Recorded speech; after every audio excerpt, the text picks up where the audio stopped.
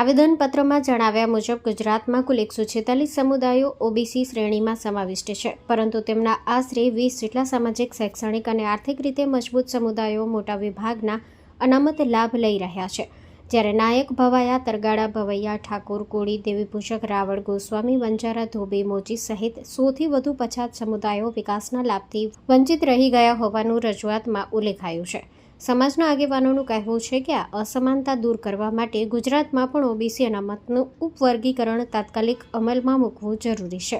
તેઓએ સુપ્રીમ કોર્ટના 1992ના ઇન્દિરા શાહની ચુકાદાનો ઉલ્લેખ કરી જણાવ્યું છે કે ઓબીસી અનામત વર્ગીકરણ બંધારણીય રીતે માન્ય છે. Story report by Minhaj Malik, Surendranagar.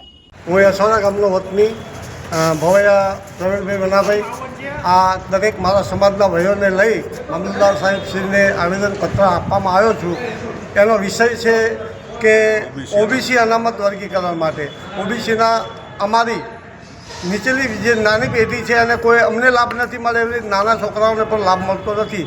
માટે આ લાભ અમને સરકારશ્રી તરફથી મળે એવી અમે આશા રાખીએ છીએ.